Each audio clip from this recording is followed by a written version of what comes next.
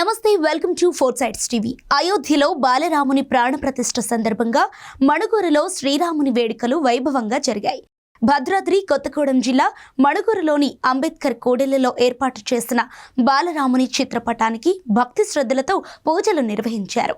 అయోధ్య బాలరాముడి విగ్రహ ప్రాణప్రతిష్ఠ కార్యక్రమాన్ని భక్తులు ఎల్ఈడి స్క్రీన్లో వీక్షించారు. ఈ కార్యక్రమానికి ముఖ్య అతిథిగా మణుగూరు డీఎస్పీ రాఘవేంద్రరావు హాజరై పూజా కార్యక్రమాలు నిర్వహించారు.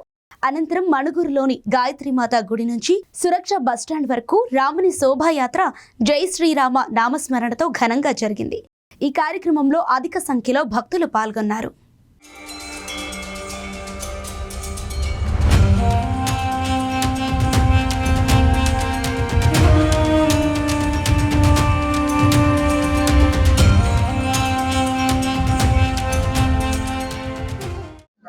ఈరోజు ప్రతిష్ఠ స్థలమైన అయోధ్యలో బాలరాముని ప్రాణ ప్రతిష్ఠ కార్యక్రమంలో భాగంగా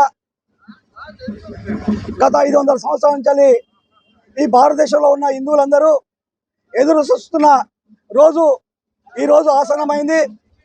దానిలో భాగంగానే ఇలా ప్రాణ ప్రతిష్ఠ జరిగిన సందర్భంగా మణుగూరు మండలంలో అన్ని దేవాలయాలలో ఇలా కార్యక్రమం జరిగింది. దానిలో భాగంగానే గుట్టమల్లారము దేవాలయంలో గాయత్రి దేవాలయంలో ఇలా శ్రీరాముల వారి కళ్యాణము జరుపుకొని ఇలా పురవిధులలో శోభయాత్ర జరుపుకోవడం జరుగుతుంది. ఈ సందర్భంగా ఇక్కడ ఉన్న హిందూ బంధువులందరూ ఈ యొక్క కార్యక్రమానికి విచ్చినారు. వాళ్ళ యొక్క శోభయాత్ర రంగరంగ వైభవంగా జరిగింది. దీనికి అందరూ అన్ని వర్గాల ప్రజలు సహకరించారు.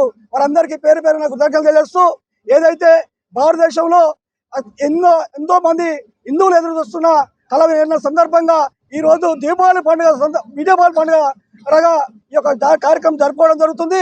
ఈ యొక్క హిందువులందరూ ఒక పండుగ వాతావరణంగా ఇలా భారతదేశం మొత్తంగా అందరూ పండుగ వాతావరణంగా నెలకొల్పుకొని ఈ యొక్క శ్రీరాముల వారి విగ్రహ ప్రతిష్టను దిగ్విజయంగా ఇలా అయోధ్యలో జరుపుకోవడం జరిగింది.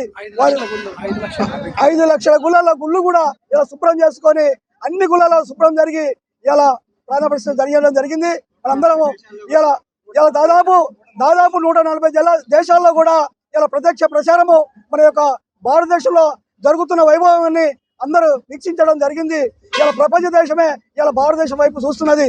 మనందరం భారతీయులందరూ గర్వించవలసిన విషయము. ఇది ఎన్నో కాలం నుంచి మరణపడ్డ మన యొక్క రామ విగ్రహాన్ని మనం ఇలా నెలకొల్పుకున్నందుకు మనందరము ఇలా భారతదేశం మన యొక్క తరము ఇలా మనం కళ్ళారా మనం చూస్తున్నాం కాబట్టి మనందరం ధన్యులము.